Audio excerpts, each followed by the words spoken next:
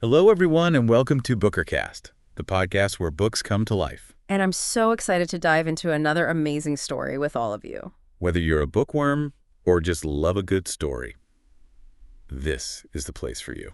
Every episode, we explore incredible books, talk about their stories and characters, and share insights that'll make you fall in love with reading all over again. All right, let's not keep you waiting any longer. Get comfortable, and let's jump right into it. Sounds good.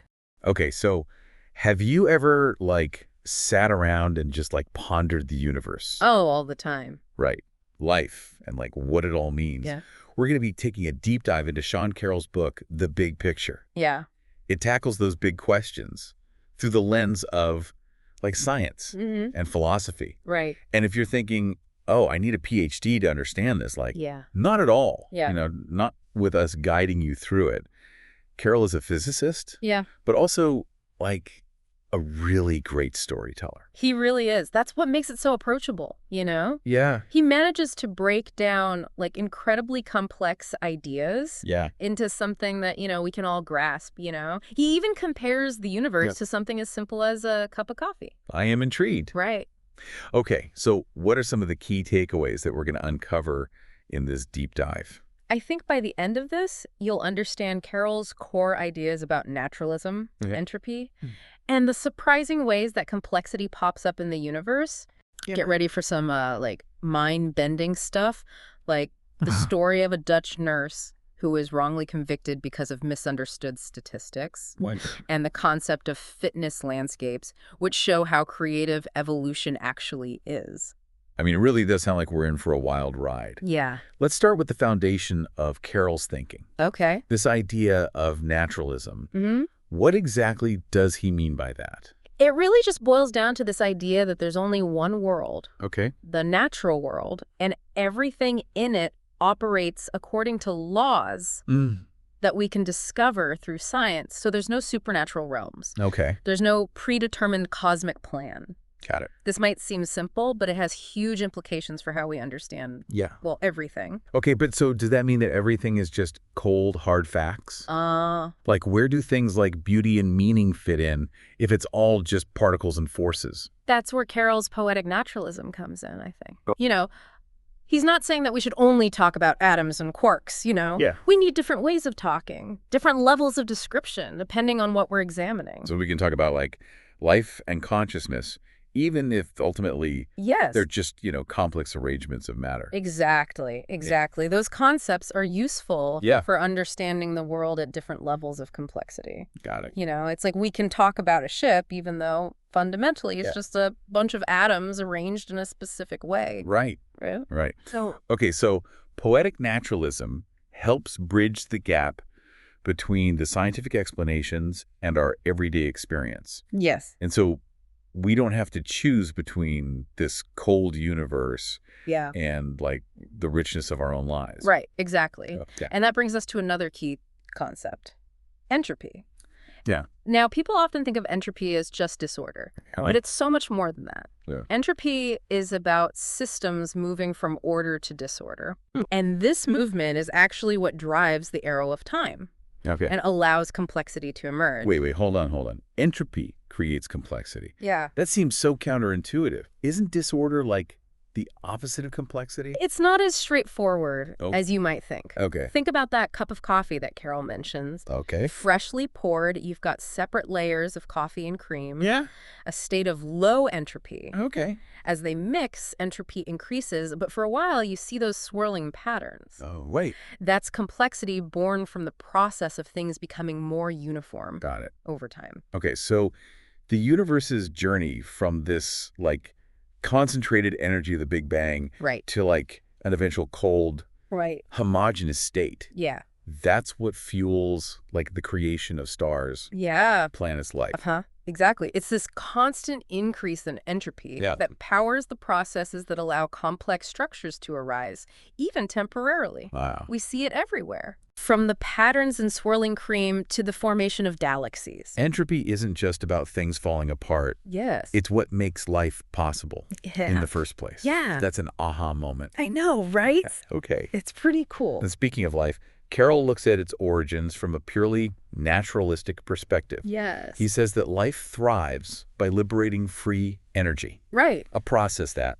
like we just learned, Yeah. increases entropy. Exactly. So even though the universe tends towards disorder, life finds a way to create order and complexity by tapping into this flow of energy. That's a great way to put it, yeah. Okay, and so he explores two leading ideas Yes. about how life got started.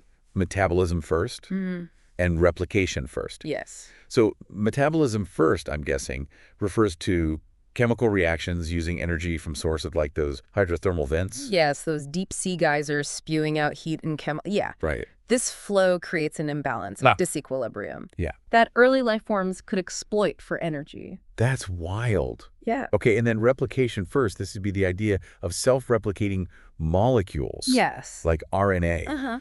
That are able to store and pass on genetic information. Exactly. It's like the universe accidentally discovered a way to make copies of itself. Right. On a molecular level. Isn't that remarkable to consider? It is. It is. And the big mystery is which came first. Right. Metabolism or replication.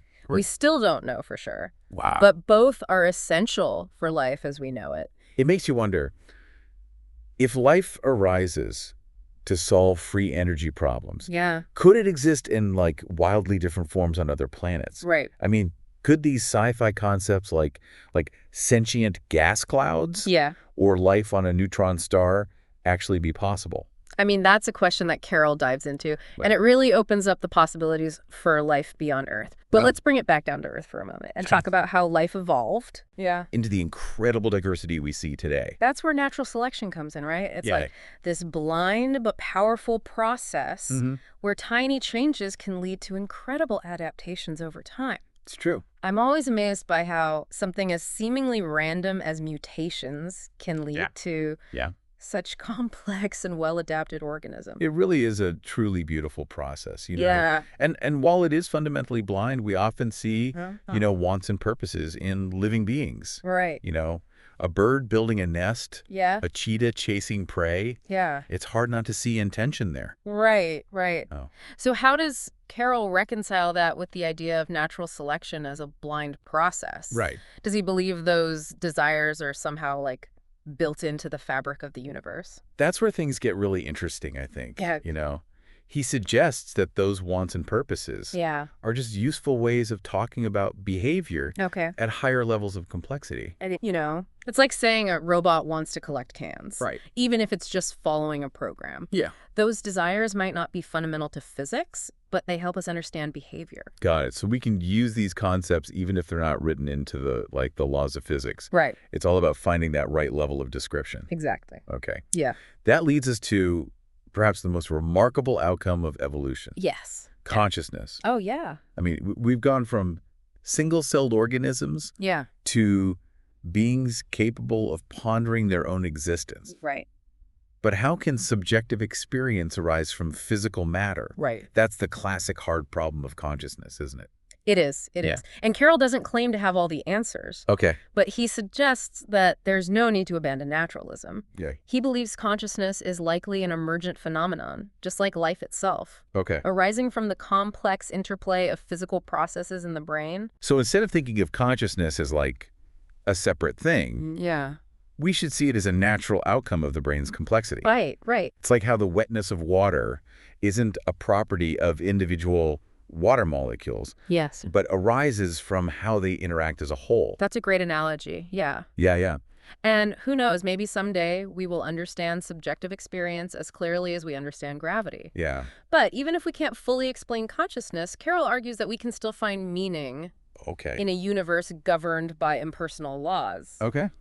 That's a topic we'll delve into further in the next part of our deep dive. Okay, I'm already feeling my mind expanding. Good. I can't wait to explore that next part. Yeah, we've only just scratched the surface of the big picture. There's so much more to uncover. Welcome back. Okay. So last time we were exploring Carroll's ideas about naturalism, entropy, the origins of life. Yeah. Now, buckle up, because we're going even deeper into the big picture and tackling one of the biggest mysteries of all time. Time. You mean that thing I never seem to have enough of? Yes. I thought it was pretty straightforward. It just like marches on. Well, Our everyday experience of time as this linear progression is only part of the story. Okay. Remember, we're working with poetic naturalism here. Okay. We experience time as an arrow pointing from past to future. Right. But the fundamental laws of physics don't actually distinguish between the two. Wait, are you saying time is an illusion? Not an illusion, but more like an emergent phenomenon. Okay. Think about space. Right. Here on Earth, up and down feel totally different. Right. But to an astronaut floating in space, all directions are the same. I see where you're going with this. Like, our experience of up and down depends on our context. Yes. Our relationship to Earth's gravity. Exactly. Yeah. Our experience of time flowing from past to future is also a consequence of our context within the universe. It's because we live in a universe where entropy is increasing that we perceive this arrow of time.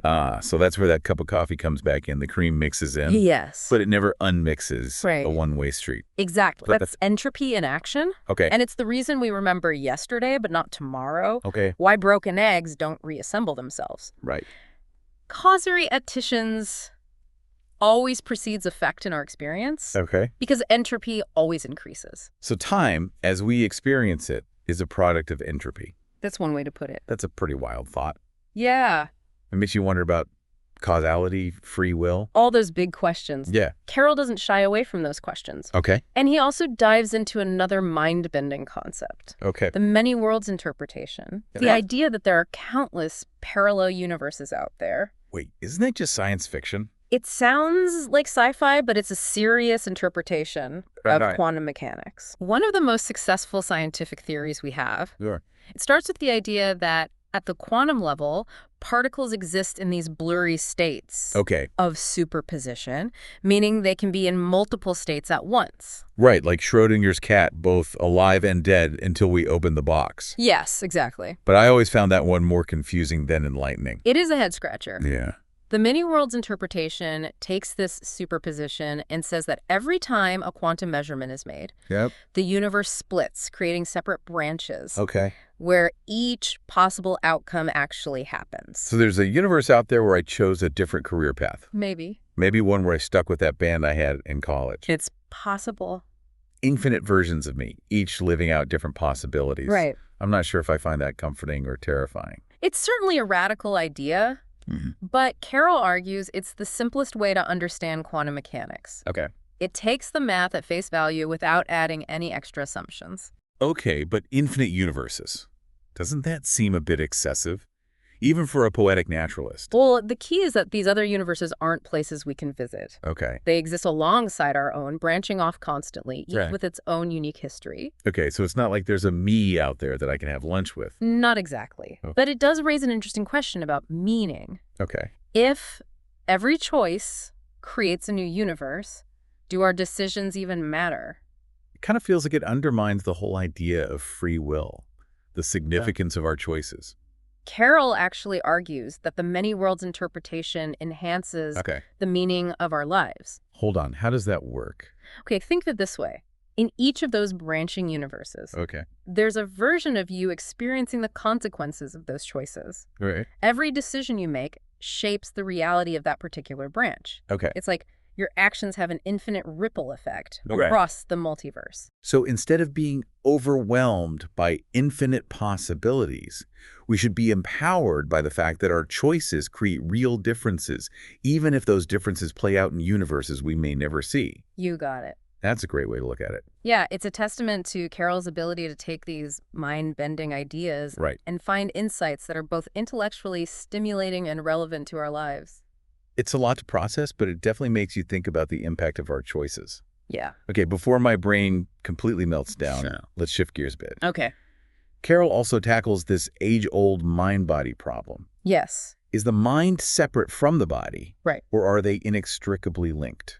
It's a question that has puzzled philosophers for centuries. Yeah. And Carroll approaches it with his signature blend of science and philosophy. Okay. He lays out the arguments for different perspectives. Okay. From substance dualism, where the mind and body are seen as totally distinct, to various forms of physicalism, which argue that mental states are ultimately rooted in physical processes.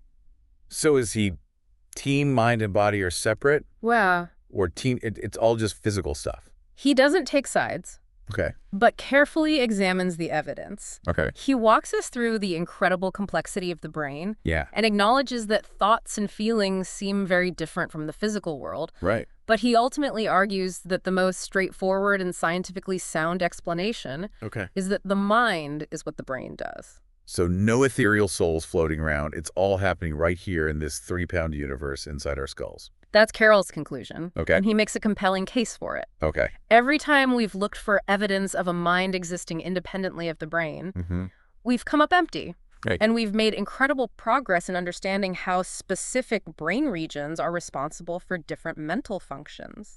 But what about that feeling of subjective experience, what it's like to be conscious? Right. How do you explain that purely in terms of physical processes? Carroll doesn't shy away from the hard problem of consciousness. Okay. He suggests that the answer likely lies in the emergent nature of consciousness. Okay. Just like the wetness of water isn't a property of individual molecules, but arises from their interaction. Okay. Consciousness could be an emergent property of the brain's complexity. So it's not about denying the reality of our experiences. Yes. But understanding how those experiences arise from the physical world. Exactly. It's a profound realization. Yeah. It means understanding the mind is a scientific endeavor. Okay. As we learn more about the brain, Yeah. we'll gain deeper insights into consciousness itself. That's a pretty hopeful perspective. It's not about giving up on explaining consciousness. Right. It's about using science to unravel its mysteries. Exactly. Right. And that brings us back to the big question of meaning. Okay. We've explored the nature of time, Right. the mind-boggling concept of many worlds, and the mind-body problem. Yeah. In the final part of our deep dive, we'll tackle the search for meaning Okay. in a seemingly indifferent universe. Okay, stay tuned for the grand finale, where we'll explore how even in a universe governed by impersonal laws, Right. our lives can be filled with purpose and significance. Yes. Get ready for some serious existential inspiration. Welcome back to our deep dive into Sean Carroll's The Big Picture. Yeah. We've covered a lot of ground, We have. from the origins of the universe to the mysteries of consciousness. Right. And now, in this final part, Mm-hmm. we're facing the ultimate question, the question of meaning. It's the big one, isn't it? If the universe is indifferent to our existence, as naturalism suggests, does Okay. anything truly matter? It's a question that has haunted philosophers and thinkers for centuries. Yeah, it's that feeling of what's the point Right? that can creep in when you start thinking about the vastness of the universe and our tiny place in it. Yeah. But Carroll, he doesn't leave us hanging in existential despair. No. He actually offers a surprisingly hopeful perspective Yeah. on finding meaning even within a naturalistic framework. What's so refreshing about Carroll's approach is that he doesn't shy away from the hard truths. He acknowledges that, from a scientific perspective, the universe doesn't have a built-in purpose for us. There's no cosmic plan, no predetermined meaning. So where does meaning come from if it's not woven into the fabric of the universe? Right. Are we just making it all up? That's the key insight Carroll offers. Okay. Meaning isn't something we find out there. It's Yeah. something we create. It arises from our values, our relationships, our pursuits, and our contributions to the world. So it's like we're not just actors in a play written by someone else. Yeah. We're the authors of our own story. Exactly. Right. And as authors, we have the freedom and responsibility to craft narratives that are meaningful to us. But if meaning is subjective, doesn't that make it arbitrary? Right. Does that mean anything goes? Couldn't someone justify any action, no matter how harmful, by saying it's meaningful to them? That's a valid concern. And Carroll addresses it head on. Yeah. He argues that while meaning may be subjective, Okay. it's not arbitrary. Okay. He introduces this idea of a core morality, Right. a set of basic principles that are essential for any society to thrive. So there's some guidelines, Right. some universal values Yeah. that we can use to build a meaningful life, I think so, yeah. like a moral compass to help us navigate our choices. Think of it as a moral landscape. Yeah. There might be multiple peaks, different ways to live a good life, Right. but there are also valleys, actions, and beliefs that lead to suffering and harm. Okay. We can use reason and empathy to figure out what those principles are Yeah. and how to live by them. That makes sense. Yeah. But Carroll's a physicist, someone who studies the fundamental laws of the universe. Yeah. How does he reconcile that with the idea of morality? Do you think there were moral laws written into the fabric of reality? This is where poetic naturalism shines again. Okay. Carroll argues that morality, just like consciousness, Yeah. is an emergent phenomenon. Okay. It arises from this complex interplay of our biology, our psychology, and our social interactions. Yeah. We've evolved to be social creatures who cooperate and care for each other. Right. And it's from those deep roots that our sense of morality grows. So instead of searching for some absolute moral truth etched into the cosmos, we need to understand how our moral intuitions and values have developed over time, and then use reason and empathy to refine them and make them more consistent and effective. That's the essence of Carroll's approach to morality. Okay. It's an ongoing project, something we work on individually and collectively. It's about striving to be better, to create a world where well-being and flourishing are maximized. It's a hopeful message. Yeah. It means we're not just slaves to our biology or our cultural conditioning. Yeah. We have the capacity to reason about our values, to challenge our assumptions, and to build a more just and compassionate world. And Carroll doesn't shy away from the tough questions about life and death either. He argues that facing the reality of our mortality can actually deepen the meaning of our lives. It's that classic idea that when you realize your time is limited, every moment becomes more precious. Exactly. Carroll encourages us to embrace the finite nature of our existence and to live each day with intention and gratitude. He reminds us that in the grand scheme of things, our individual lives may be brief, but the meaning we create within them is real and profound. That's what I appreciate about Carroll's approach to meaning. It's not about finding comfort in illusions or clinging to outdated dogmas. It's about confronting reality with honesty and courage, and finding meaning even in the face of uncertainty and our own impermanence. And to help us navigate this journey of meaning-making, Carroll offers his 10 considerations for a meaningful life. They're not commandments, but thought-provoking guidelines. They encourage us to cultivate a sense of wonder, to embrace our desires, to build strong connections, and to leave the world a bit better than we found it. I especially love the idea that life is not a miracle. We are the miracle. Yeah, me too. It's a reminder that our existence, this improbable coming together of stardust and energy, is something to be cherished and celebrated. It's a perspective shift that can change everything. We're not just insignificant specks in a vast, indifferent universe. We're the universe becoming aware of itself, capable of creating beauty, meaning, and love. So what does this all mean for you? Yeah. If meaning isn't inherent in the universe, what are you creating in your own corner of the cosmos? What are your sources of meaning and purpose? It's a great question. Those are questions worth pondering. And Carroll's The Big Picture gives us a framework for finding our own answers. It's a book that challenges your assumptions, expands your mind, and leaves you with a renewed sense of wonder and possibility. Well, there you have it. Our deep dive into Sean Carroll's The Big Picture is complete. That's a wrap. We've explored the nature of reality, the origins of life, the mysteries of consciousness, and the search for meaning itself. We hope you've enjoyed the journey and that you'll take these ideas with you as you continue to explore the vast and wondrous tapestry of the universe. And remember, even in a world governed by impersonal laws, your life has meaning. It's up to you to create it. Until next time, keep seeking knowledge, keep asking questions, and keep diving deep. And that's a wrap for today's episode of BookerCast. We hope you enjoyed diving into it as much as we did. Thank you so much for spending your time with us. Your support means the world, and we can't wait to hear your thoughts on this episode. Don't forget to subscribe, hit that like button, and share this episode with your fellow book lovers. And let us know your thoughts in the comments below. We love hearing from you. See you in the next deep dive. Bye for now, and happy reading.